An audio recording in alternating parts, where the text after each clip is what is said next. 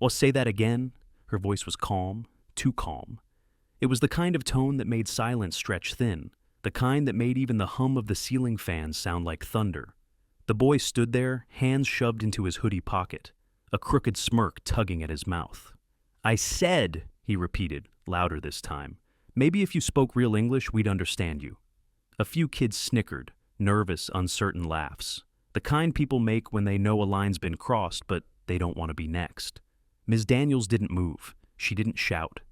Her eyes stayed fixed on him, hazel brown, still, unblinking.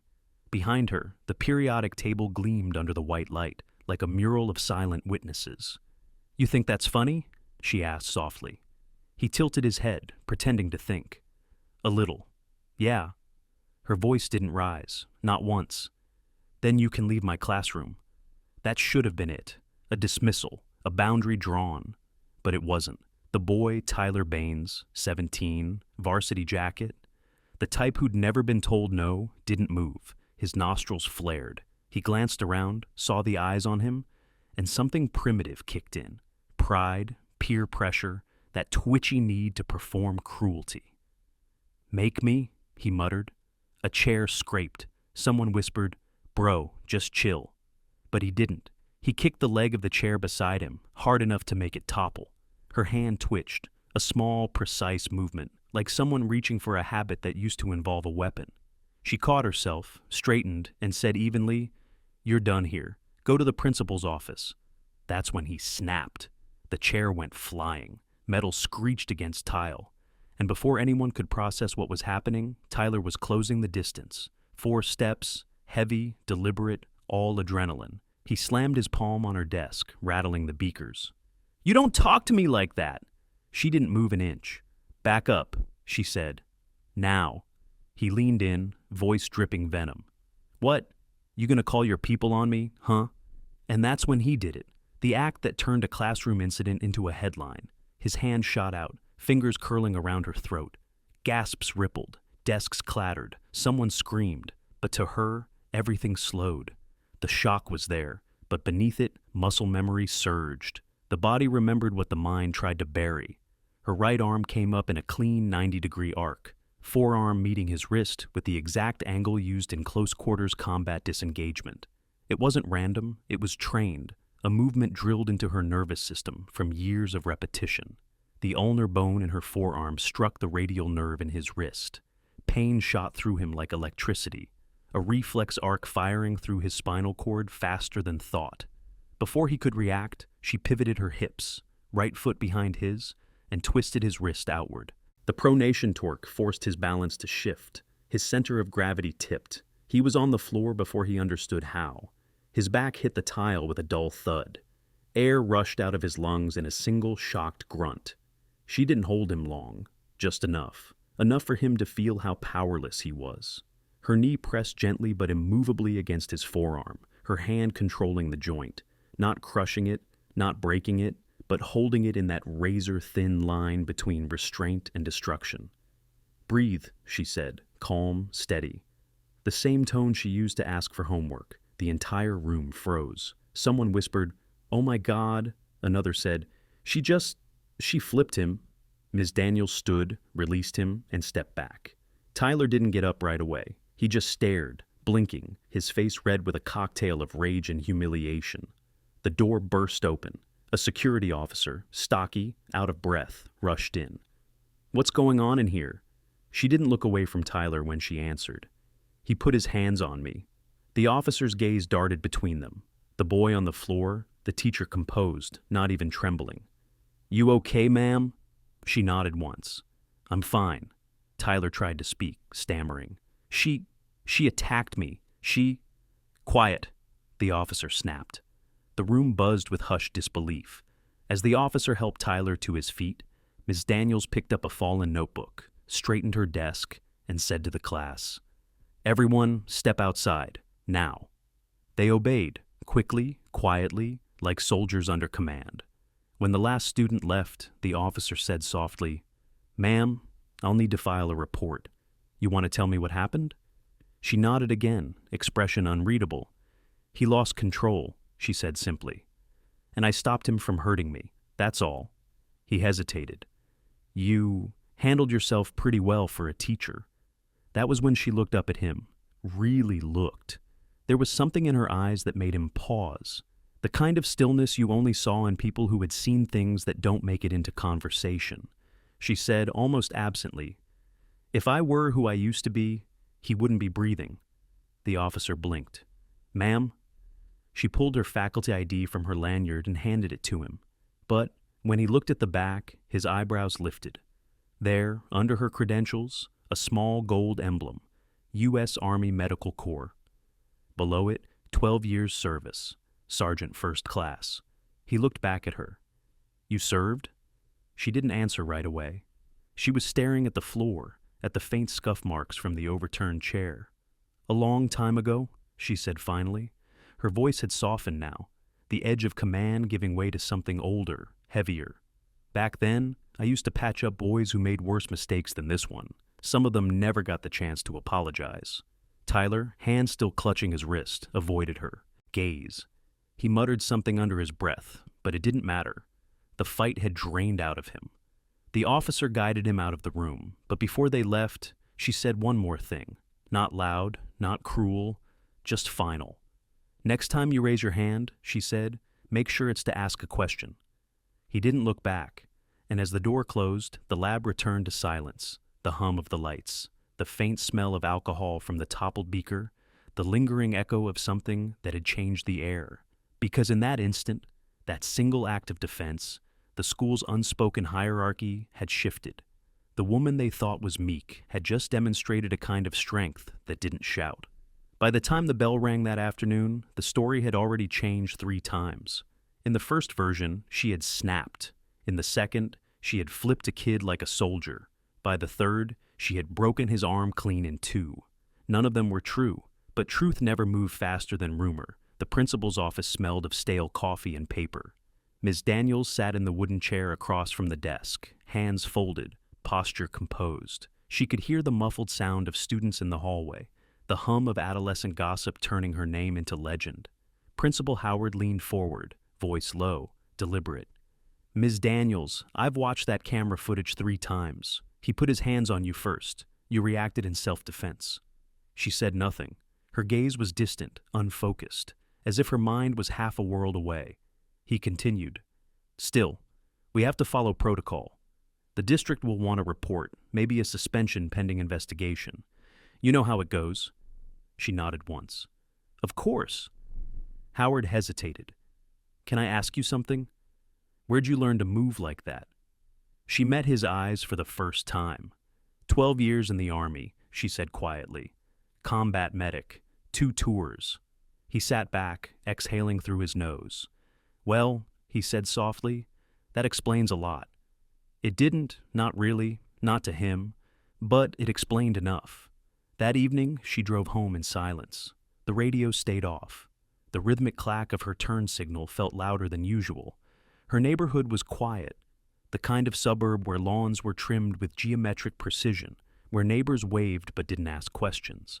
Inside, the small 1-bedroom house was spotless. On the mantel sat a single framed photograph. A younger version of her, desert fatigues, arms slung around 2 other soldiers. Their smiles were the forced kind, the kind people make because they have to remember that life still existed outside the wire. She sat on the couch, staring at that photo. The boy's face flashed in her mind again, the way he looked right before he grabbed her, that brief, reckless arrogance. She'd seen it before, in other faces, in younger men who thought they were invincible until the world reminded them otherwise. She poured herself a glass of water, held it between her palms, and exhaled slowly. Her pulse had been steady the entire time, even during the fight. Training did that. It rewired you. It made adrenaline a tool, not a poison. Back in Iraq, she'd learned how the body betrays the untrained. When panic sets in, the amygdala floods the bloodstream with catecholamines, epinephrine, norepinephrine, heart rate spikes, fine motor control dies. The untrained shake, freeze, misjudge distance. But in her, years of conditioning had carved new neural paths, controlled breathing, peripheral awareness, a kind of cold clarity. She could feel the surge and still think through it. measure angles, predict outcomes. That's what saved her today. Not strength, not anger, control. Still, it left a residue. Not fear, something heavier. A question. She set the glass down and whispered into the empty room, "How much of her is still in me?" The next morning, the whispers began before she reached her classroom. Students clustered in small knots, eyes following her as she passed. Phones hovered discreetly, recording. A YouTube clip titled, "Teacher Flips Student for Being Racist," was already making rounds. Grainy footage captured by someone's phone. It had 500,000 views by noon. She ignored it. She always had. When she entered the classroom, conversation stopped instantly. The silence was thick enough to taste. She placed her bag down, wrote Lesson 8, Chemical Equilibrium on the board, and said, "Open your books to page 94. No one moved, then a chair creaked and one girl, the quiet one, Kayla, spoke softly. "Ma'am?" "Yes." Kayla swallowed.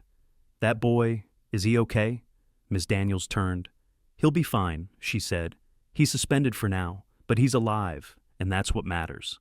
The students shifted, exchanging uncertain glances. Someone whispered, "She said for now," and a few snickered, half afraid, half awed. She didn't correct them, because deep down, she understood what was happening. Fear was a kind of respect, at least in the beginning. They didn't mock her anymore. They didn't interrupt her lessons or question her authority. But she hadn't wanted fear. She'd wanted understanding. That afternoon, a soft knock on her door interrupted class. It was Officer Ramirez, the same security officer from yesterday. "Sorry to interrupt, ma'am," he said. "Principal wants to see you again." When she stepped into the office, she saw Tyler sitting there. His wrist was bandaged. His father stood behind him, a big man with the same square jaw and permanent frown. Howard gestured for her to sit. "Ms. Daniels," he began carefully, "Tyler and his father came in today. They'd like to discuss what happened." Tyler's father spoke first. "My boy's not a bad kid. He got carried away, but you," he pointed, voice rising, "you had no right to put your hands on him." She didn't flinch. "He grabbed me first." "I saw the footage," the man barked. "He barely touched you before you attacked him like some kind of—" He stopped himself, but the word hung there, unspoken. Howard interjected. "Mr. Baines, please, let's stay civil." Ms. Daniels spoke, calm as ever. "I didn't attack him. I neutralized the threat. I used the least amount of force necessary to stop him from hurting me." Her choice of words caught him off guard. "Neutralized?" he repeated, incredulous. "You think this is a war zone?" Her eyes narrowed slightly. "No," she said, "but I've been in one. That's why I know how easily things can turn deadly when people forget restraint." The room went quiet. Tyler shifted in his seat, eyes on the floor. His father's anger faltered, not because he understood, but because he didn't know how to argue with someone who spoke like that. Finally, Howard cleared his throat. "Mr. Baines, the district reviewed the footage. Ms. Daniels acted in self-defense. There will be no disciplinary action." The father looked between them, jaw tight. "You'll be hearing from my lawyer," he muttered, guiding his son toward the door. When they were gone, Howard sighed. "You sure you're okay, Ms. Daniels?" She nodded once. "I've been through worse." He studied her. "You ever talk about it? The army?" Her lips curved into something like a smile. Small, tired, but genuine. "Only when I have to." That evening, she sat outside on her porch. The sun bled into the horizon, orange fading to violet. She watched the light change like she used to watch it through armored glass overseas, knowing how fragile peace could be. The wind rustled the trees, and for the first time, she allowed herself to feel something close to anger. Not at the boy, not even at the school, at the world that taught him he could look at someone like her and see less. But anger was an old luxury. She'd learned long ago that rage only burns the person who carries it. She whispered again, this time not as a soldier, not as a teacher, but as a woman who had seen enough. "Discipline," she murmured. "That's what they don't understand. Real discipline isn't about control over others. It's control over yourself." The next day, every student in her class arrived early. No one dared test boundaries again. And quietly, in the hallways, the legend of Ms. Daniels began to grow. The nightmares returned the night after the meeting. Not the cinematic kind. No explosions, no slow motion. Just fragments, the sound of boots on gravel, the high-pitched whine of a medic's monitor, and that low, flat hum that came right before silence swallowed everything. Ms. Daniels woke at 3:27 a.m., drenched in sweat, pulse steady but heavy. She sat up, stared at the dark ceiling, and counted her breaths. In through the nose. 4 seconds. Hold for 4, out for 4, repeat. It was the same box breathing technique they'd drilled into her during training, a controlled rhythm that stabilized heart rate and kept the amygdala from hijacking reason. Soldiers used it to suppress panic in combat. Now, she used it to silence ghosts. But sometimes, ghosts didn't obey orders. Her hand brushed against the scar that ran from the base of her thumb to her wrist. Faint, silvered. It had healed, but she could still remember the moment it was made. The sound of a door hinge snapping in Fallujah. The sharp flash, the chaos that followed. 12 years of service had taught her one brutal truth. Control wasn't about never breaking. It was about breaking quietly. Back then, she wasn't Ms. Daniels. She was Sergeant Alicia "Doc" Daniels, lead medic for Alpha Company, 2nd Battalion, 82nd Infantry Division. Her job wasn't to kill. It was to keep the living from becoming the dead. The desert had its own sound, not the silence people imagined, but a constant whisper of sand against fabric, metal against wind. The heat pressed down until even thoughts felt heavy. On one patrol, their convoy was hit by an improvised explosive device, an IED buried under loose asphalt. The blast tossed her Humvee sideways like a child's toy. She woke up upside down, ears ringing, a copper taste filling her mouth. The driver was gone. The gunner's leg was pinned under twisted steel, and the radio, the lifeline, was dead. She didn't panic. Training kicked in. First step, control bleeding. Second, restore airway. Third, move to cover. She used her belt as a tourniquet, tore fabric with her teeth, and whispered calm words to the soldier screaming beside her. "Look at me. You're fine. You're fine." Even when he wasn't. The blast had ruptured his femoral artery. She applied pressure, her forearm trembling from the effort until the bleeding slowed. By the time the rescue vehicle arrived, her hands were crimson, but her breathing was still even. Later that night, the captain said, "Doc, I don't know how you stayed calm out there." She'd smiled faintly. "Because if I don't, they die." That was the moment the calm became habit. The battlefield rewired her brain until chaos became her element. Years later, standing in front of a whiteboard teaching chemical equations, she sometimes caught herself scanning exits. It wasn't paranoia, it was discipline. People called her cold. Some said too serious. They didn't understand that calm wasn't her nature. It was armor. That armor had cracks, though. After the incident with Tyler, the district launched a formal inquiry. She wasn't suspended, but the superintendent demanded a review. For optics, they said.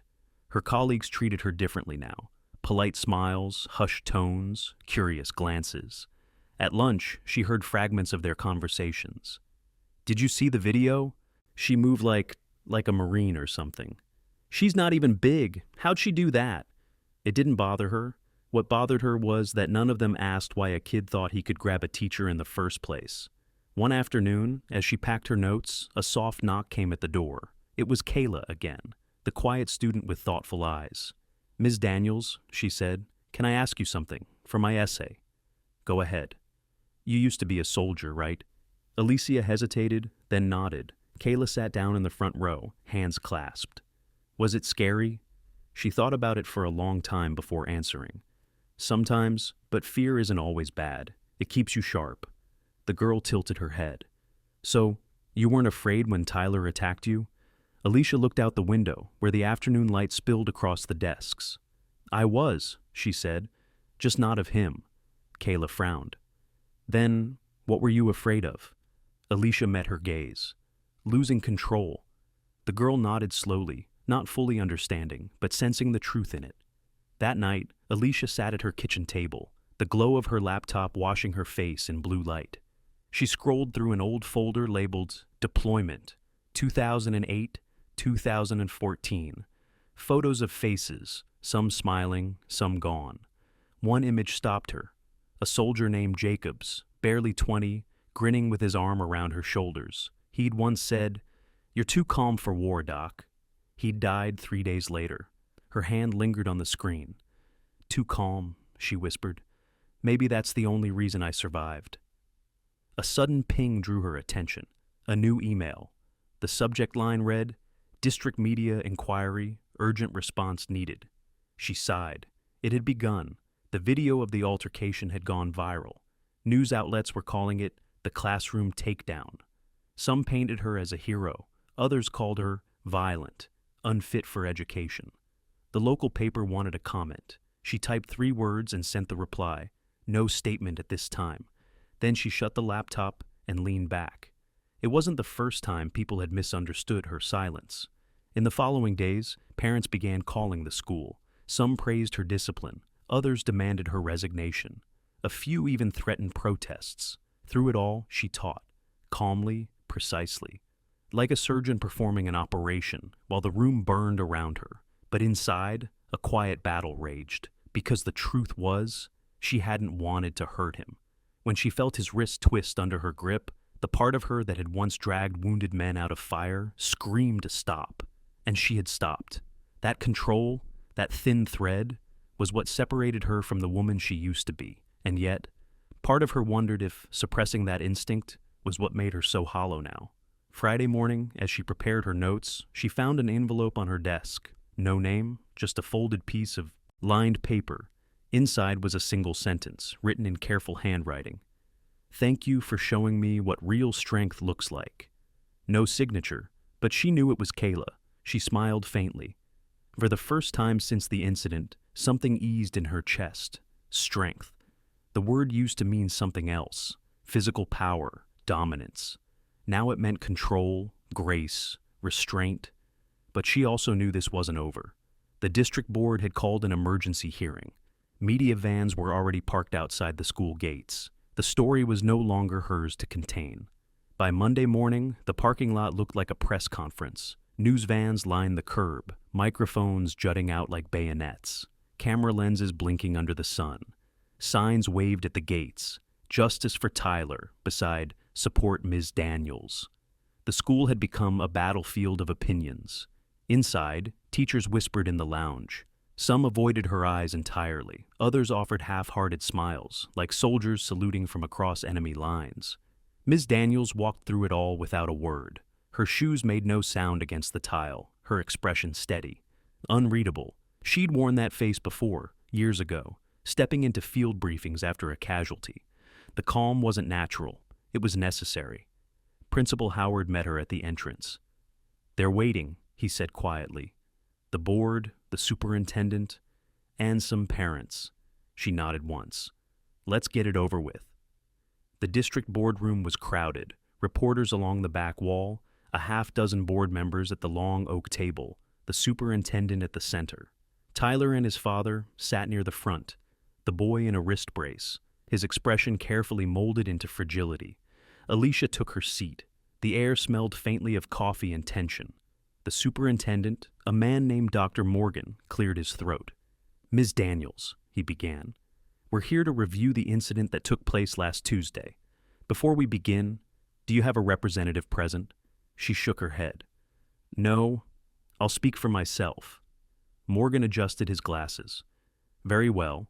The footage clearly shows the student initiating physical contact. However, questions have arisen about the proportionality of your response." "Proportionality," she repeated softly, tasting the word like metal. Morgan nodded. "Yes, whether your background in military combat training may have influenced an excessive reaction."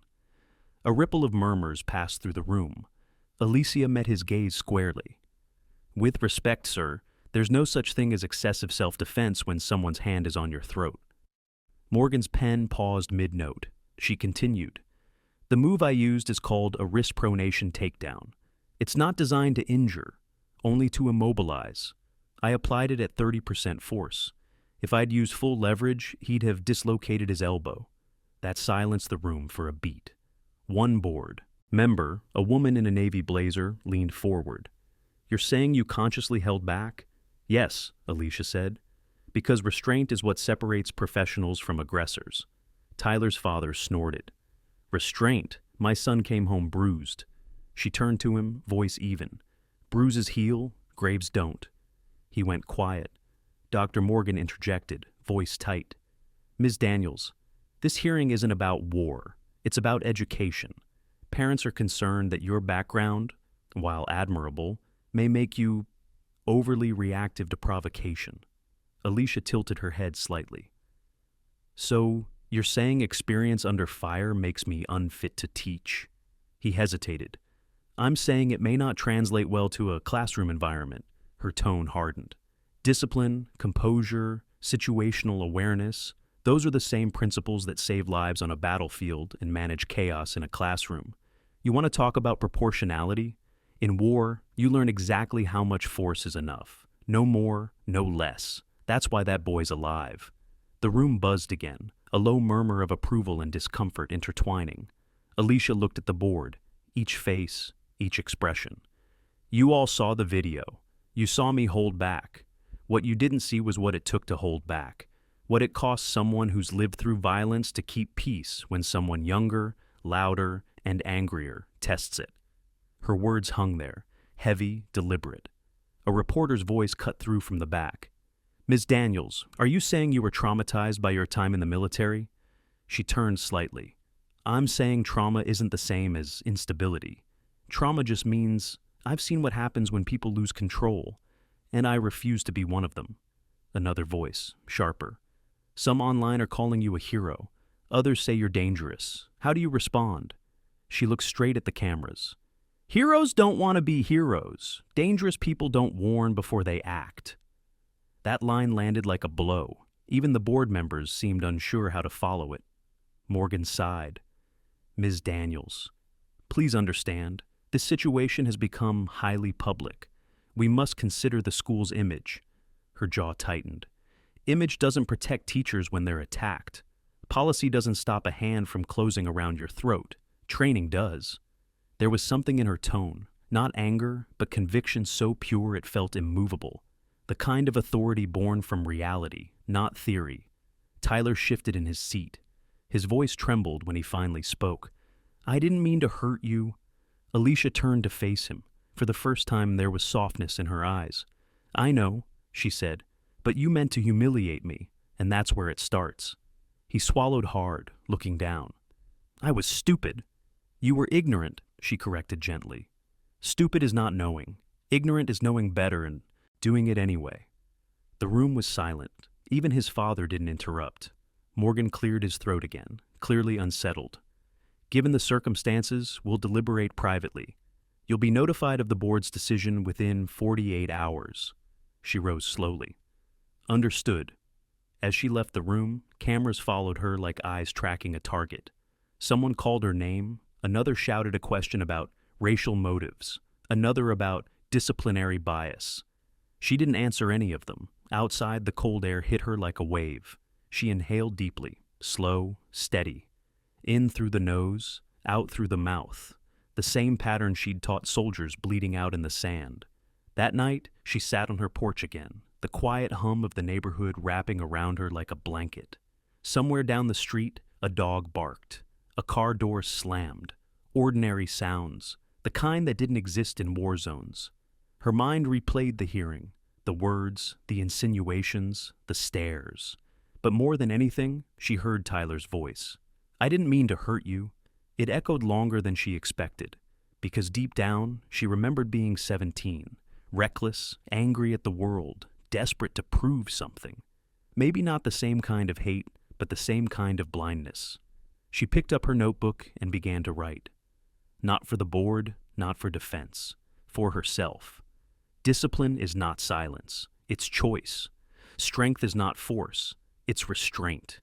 Control is not the absence of fear, it's mastery over it. When she finished, she closed the notebook and looked up at the night sky, clear, endless, indifferent. For the first time since the incident, her shoulders eased. She realized that she didn't need the board's approval to validate what she already knew. She had done exactly what she had to do. And that scared people, not because it was wrong, but because it was right in a way they couldn't understand. By Wednesday morning, the decision came in. No disciplinary action. Ms. Daniels cleared of all wrongdoing, but the damage was done. The video had millions of views, and the internet had turned her into a symbol she never asked to be. Some called her the Iron Teacher. Others said she represented the militarization of education. She ignored both. Labels were just noise. The only thing that mattered was that her students now listened, not out of fear, but because something in them had shifted. They saw in her not a woman to challenge, but a mirror of what strength looked like when it didn't need to shout. And in that quiet, in that small classroom on the edge of town, a lesson was taking root, one not found in any textbook. The news cycle didn't end with the board's decision. It only evolved. Every outlet wanted a piece of the Iron Teacher. Headlines screamed across morning feeds. Veteran teacher uses combat training on student. Hero or hazard. The divided. Debate over Ms. Alicia Daniels. For most, it was a trending topic. For Alicia, it was invasion. By Thursday, her face was everywhere. Split screens on talk shows, dissected by analysts who'd never been near a battlefield or a classroom filled with hostility. They spoke like they knew her, but they didn't. At 9 p.m., her phone buzzed. Unknown number. She ignored it. It buzzed again, then again. Finally, she answered. "This is Ms. Daniels." A crisp voice replied, "Good evening. This is Shannon Reed from the National Post. I'm doing a feature on your story. Would you be willing to talk about your time in Kandahar?" Alicia froze. Her thumb tightened on the phone. "Kandahar?" she repeated quietly. "That's not public record." There was a pause. "No, but I have sources who confirmed your deployment, including your involvement in an incident at Kalat Base, the one labeled Engagement Delta 9. For a heartbeat, all she could hear was the hum of her refrigerator. Delta 9. A name she hadn't heard in 8 years. "I'm not discussing that," she said flatly. "You publish it, you'll regret it." The journalist's voice softened. "Ms. Daniels, people already see you as a mystery. If you don't speak, others will fill in the blanks for you." Click. She hung up. Sleep didn't come that night. She sat on the floor beside her bed, back against the wall, the glow of the streetlight slicing across the room. Delta 9 replayed behind her eyes, not as memory, but as punishment. It was the day everything changed. Flashback, Kandahar, 8 years earlier. The desert burned white that morning. Dust hung in the air like fog. Alicia led a patrol of 6, young faces, all of them, through a narrow alleyway in a small village outside the base. They were searching for a weapons cache. A boy appeared at the end of the alley, maybe 12, maybe 13. In his hand, a bag. The same kind they'd seen used for IEDs. Alicia raised her hand, signal to halt. "Easy," she whispered. Private Keller, barely 19, took a step forward anyway. "Ma'am, I can talk to him." "No!" she barked, but it was too late. The boy dropped the bag. A click followed, then light, sound, silence. When she opened her eyes, Keller was gone, just gone. And the boy was still breathing. Her rifle rose by instinct. Her finger trembled over the trigger, but she couldn't. Even then, even when rage was a scream in her veins, she couldn't. Instead, she dropped the weapon and dragged the boy away from the blast zone, through blood and debris, until she was sure no one else would die. For that, Command called her reckless, said she jeopardized operational integrity. They reassigned her to logistics 3 weeks later. Her record was clean, but her soul wasn't. The flashback shattered with a sound. 3 sharp knocks at the door. Alicia blinked back to the present. It was morning, and standing on her porch was Shannon Reed, the journalist herself, young, ambitious, uninvited. "I told you not to come here," Alicia said. "I know," Shannon replied, "but you didn't give me a chance to explain." Alicia crossed her arms. "You have 1 minute." Shannon took out her recorder, though she didn't turn it on yet. "Look, the story's going to run with or without your input. Someone leaked part of your service file, but I can frame it differently. Give context, show who you are, instead of letting others twist it." "Context?" Alicia scoffed. You think anyone online cares about context? I do, Shannon said quietly. And so do the people who need to see what strength actually looks like. There was something in her tone, not arrogance, but sincerity. It disarmed Alicia more than any weapon could. She sighed. Fine, come in. The living room was sparse. A bookshelf, a couch, a framed flag folded on the mantel. Alicia poured coffee, black. No sugar, no cream. Ask your questions, she said. Shannon sat opposite her. Why did you become a teacher after serving? Alicia's gaze drifted to the window. Because I was tired of watching young people die before they learned who they were. I thought maybe I could help some of them learn faster. Shannon hesitated. And Delta 9? Alicia's eyes hardened. That day taught me something most people never understand. Sometimes the hardest thing isn't pulling the trigger. It's not pulling it. The room went still. Shannon pressed gently. So when that boy, Tyler, grabbed you, it wasn't just about him, was it? No, Alicia said softly. It was every moment I've ever had to choose control over rage. Every time I refused to become what life trained me to be. The journalist clicked off the recorder. You realize that's the quote that'll define you. Then let it, Alicia replied. Just tell it right. Shannon nodded. I will. But before leaving, she looked around one last time. For what it's worth, Ms. Daniels, the world needs more teachers like you. Alicia didn't answer. She didn't trust herself to. 2 days later, the article went live. Headline, The Soldier Who Chose Restraint, Inside the Mind of Ms. Alicia Daniels. It went viral within hours, not for outrage, but for respect. Clips of her hearing resurfaced, juxtaposed with quotes from the piece. Discipline is not silence, it's choice. Strength is not force, it's restraint. The hardest thing isn't pulling the trigger, it's not pulling it. For the first time, the comment sections weren't just venom. There were teachers writing thank yous, veterans sharing memories, even a few teenagers saying they get it now. Tyler's father reached out through the school, asked to meet. Alicia agreed. They met at the park near the school. Neutral ground. He came alone, hat in hand, voice quiet. I wanted to say I'm sorry, he began, for the things I said, for what my boy did. I didn't raise him right in that moment. Alicia shook her head. You raised him enough to own it. That's what matters. He hesitated. He's been reading about you, says he wants to apologize in person. Alicia smiled faintly. When he's ready. The man nodded, relief softening his features.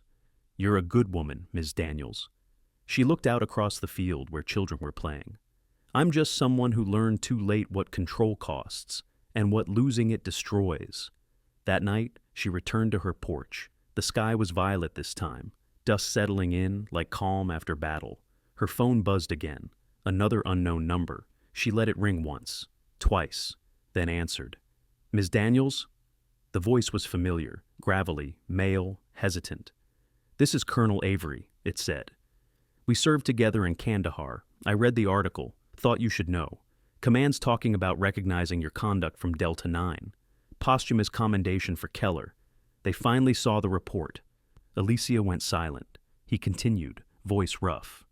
You saved that boy's family that day, Daniels. The one with the bag. They came forward years later. Said you carried him out when everyone else would have shot. Her throat tightened. She blinked hard, tears finally breaking free. Quiet, stubborn, human. Thank you, sir, she whispered. That night, she didn't write in her notebook. She just sat in the quiet, the ghosts around her finally still. And somewhere out there, beyond the noise of headlines and hashtags, the story of a teacher who refused to be both weapon and victim had finally, quietly, found peace. It had been nearly 5 months since the headlines died down. The story of Ms. Alicia Daniels had become a kind of digital legend, still whispered about, still referenced in forums and think pieces, but no longer viral. The world had moved on, except for one person. Tyler McConnell. He showed up outside her classroom door one Friday afternoon, long after the last bell had rung. He looked smaller somehow. Not in size, he'd grown, broader shoulders, less acne, but in presence. The swagger was gone. His eyes carried something heavier than rebellion. Alicia looked up from her desk, startled for a second before recognition set in. "Tyler," she said quietly, "you shouldn't be here." "I know," he said. I just wanted to talk." Her instinct was to refuse, not out of anger, but out of caution. The school still had policies after what had happened, but there was something different in his voice. It wasn't defiant anymore. It was human. She gestured toward the desk nearest the door. "Sit." He sat staring at the floor. "I didn't come to make excuses. I know what I did was—" He exhaled. "Wrong doesn't even cover it. I just wanted to tell you I've been trying to fix it. Myself, I mean."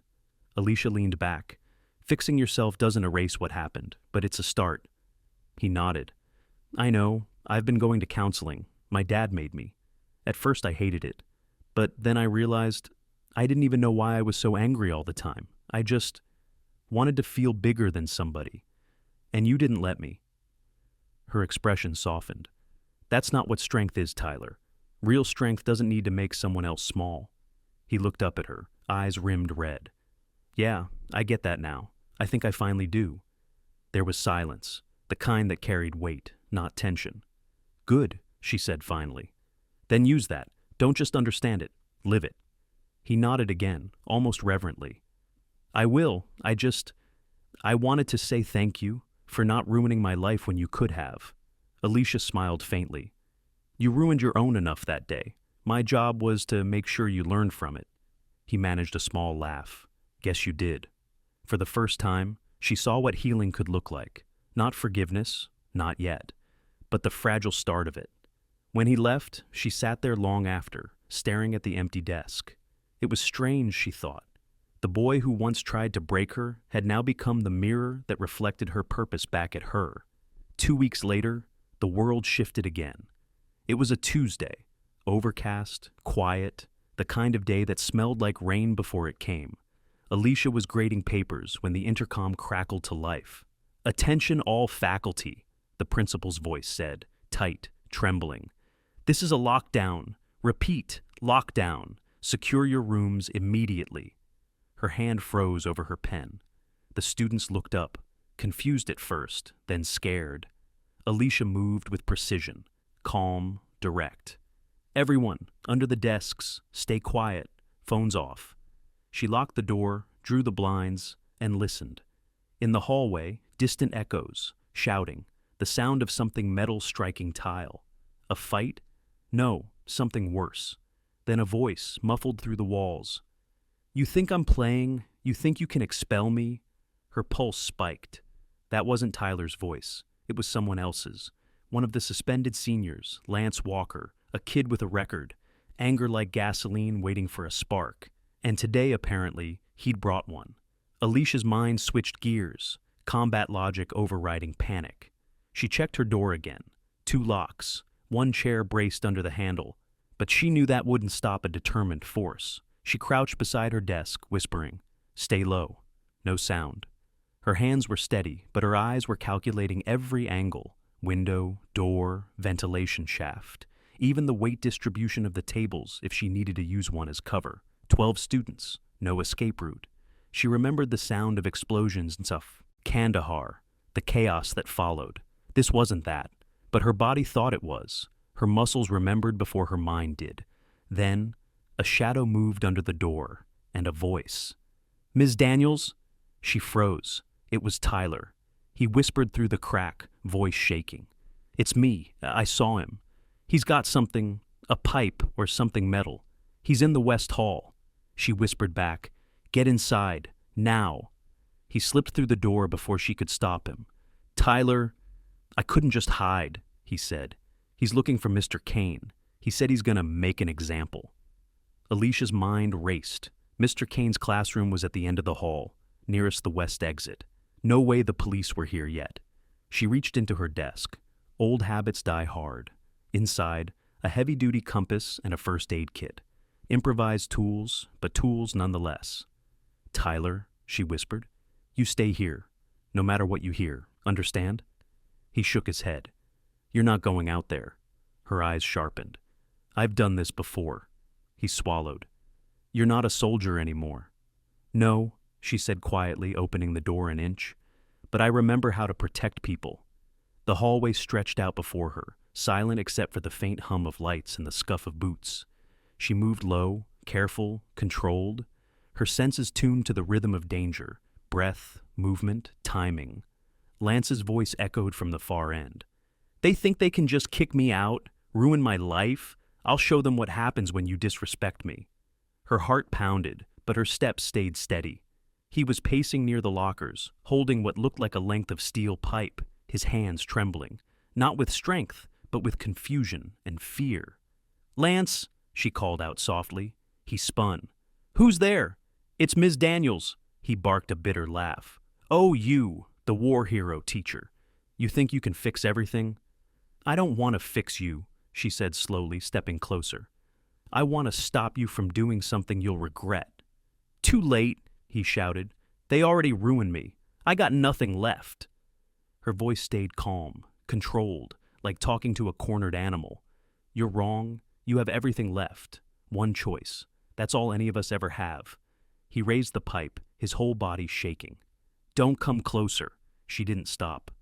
"You don't want to hurt anyone, Lance. You just want someone to see that you're hurting." "Shut up." "Then hit me," she said softly. "If that's what you need."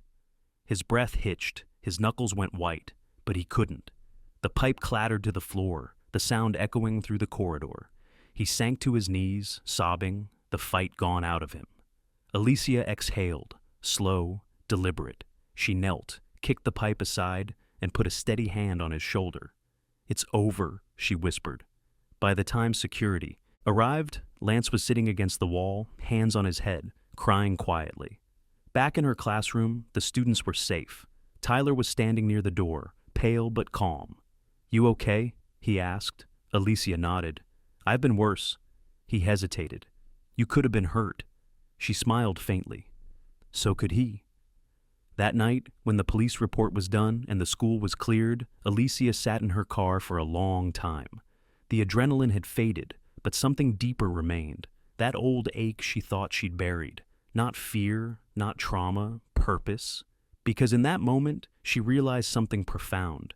Her strength wasn't about what she could do. It was about what she chose not to. For the second time in her life, she'd stood between chaos and innocence, and refused to let violence win. And for the first time in a long time, she didn't feel haunted by her past. She felt free of it. The next morning, the school felt quieter than usual. It wasn't the calm of peace. It was the heavy silence that comes after an alarm has already sounded. Students walked past her classroom with cautious glances. Teachers exchanged nods that said, "We saw what happened. We understand," without words.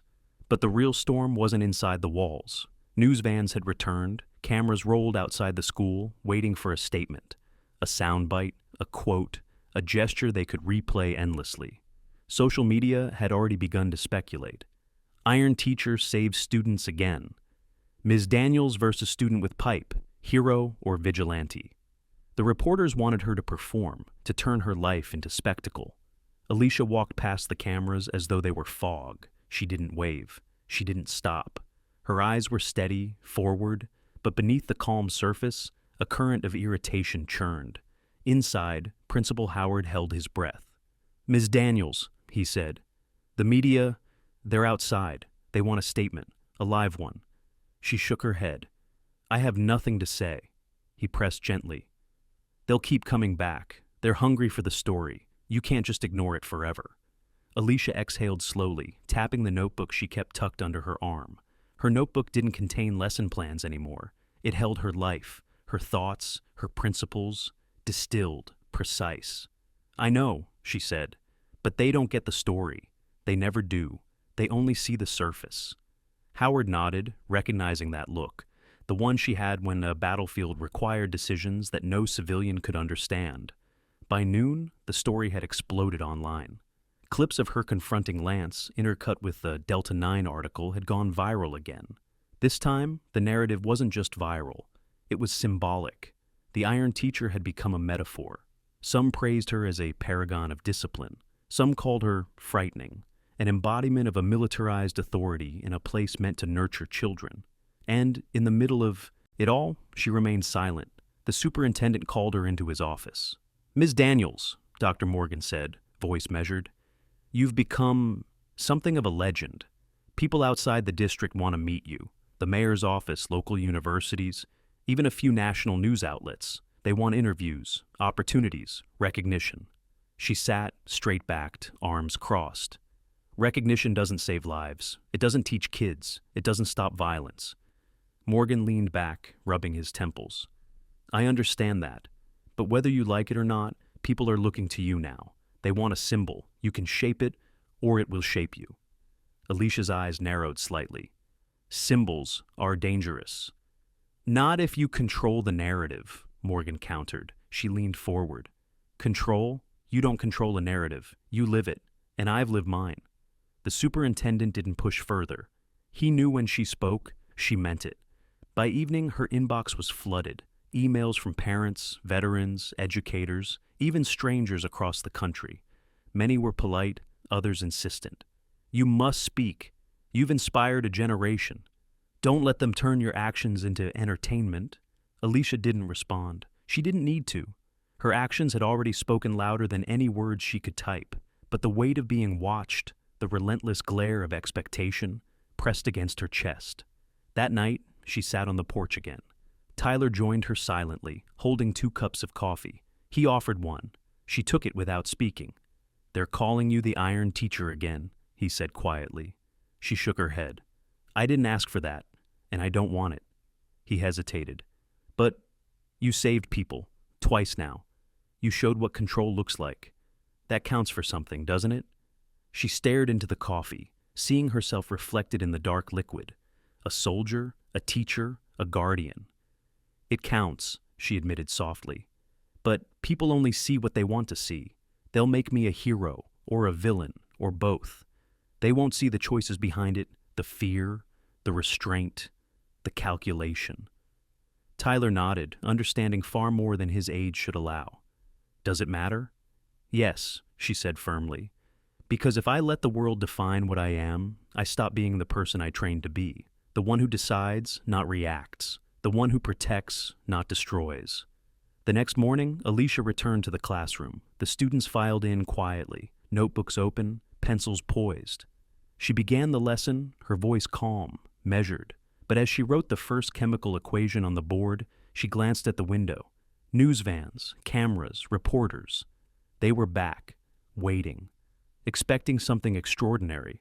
But she didn't give them a show. She gave them chemistry, equations, reactions, and the students, her real audience, learned more in that hour than any headline could ever teach them. The lesson wasn't about fame. It wasn't about fear. It was about focus, discipline, choice. And in that quiet act, Alicia realized something. Her power didn't lie in what she could do. It lay in what she refused to let the world make her become.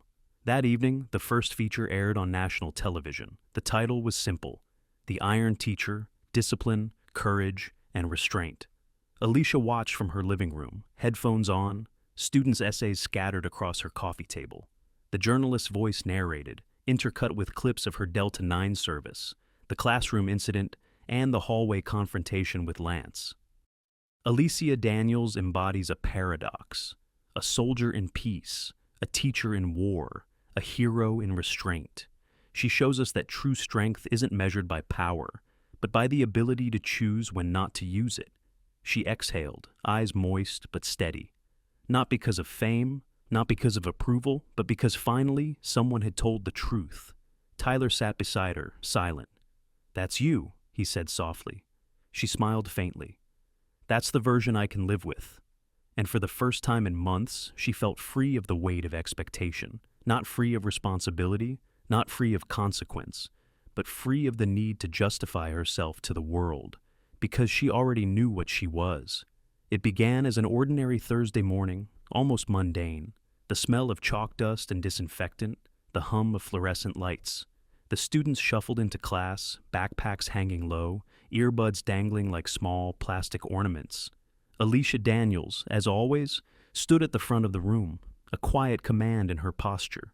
Every student who looked her way immediately felt the unspoken rule.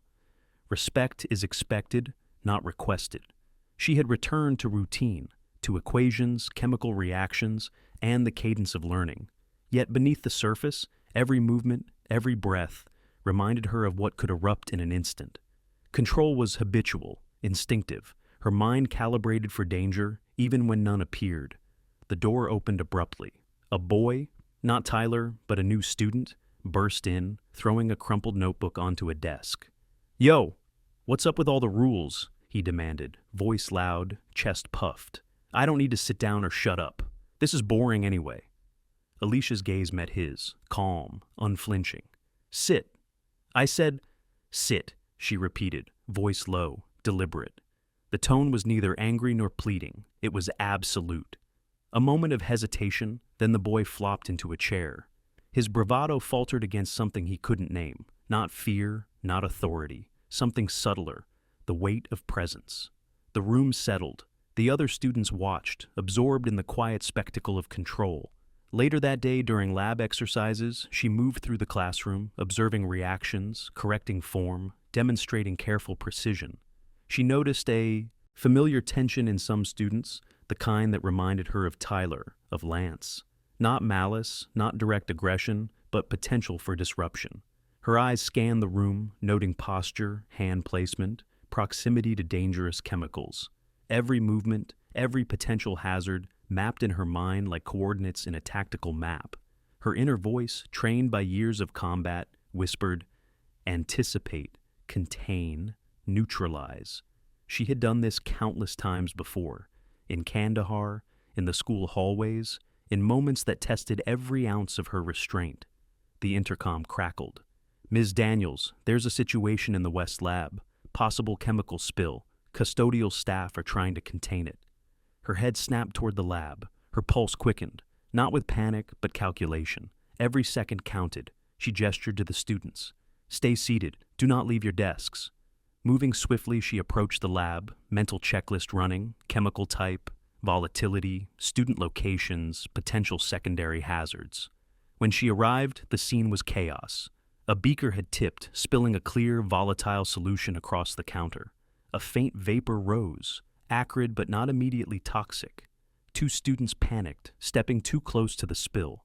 One slipped, hand outstretched, and the solution splashed toward the edge of the bench. Alicia reacted in a heartbeat. Years of training compressed into one fluid motion.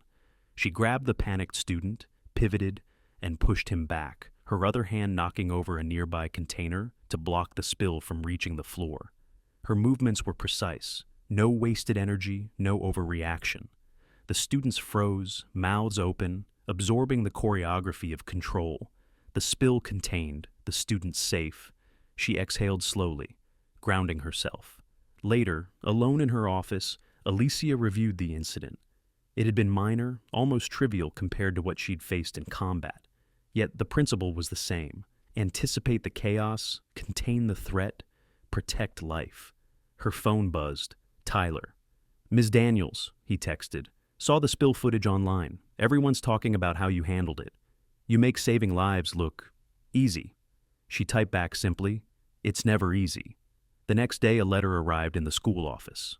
It was from the district superintendent, Dr. Morgan. It read, in part, "Ms. Daniels, in recognition of your extraordinary commitment to student safety, discipline, and education, the board has approved a special commendation. Your actions have not only prevented harm, but have set a new standard for what it means to protect, lead, and teach." Alicia read it twice, then set it aside. Recognition had never been her goal, but she acknowledged the truth. Her presence, her discipline, her restraint had left a mark, one more enduring than headlines or social media applause. Weeks later, Tyler approached her in the hallway. He carried a notebook. "Ms. Daniels, can I show you something?" he asked. She nodded. He opened it to a page filled with precise handwriting, diagrams of chemical reactions, notes on proper lab safety, observations on human behavior in stress situations. "I've been writing this all semester," he said, "trying to think like you do, not just fight, not just react, plan, protect, control." Alicia's chest tightened. This was more than apology. This was transformation, evidence that her lessons, both explicit and unspoken, had been absorbed. She said quietly, "Good. That's the lesson that counts.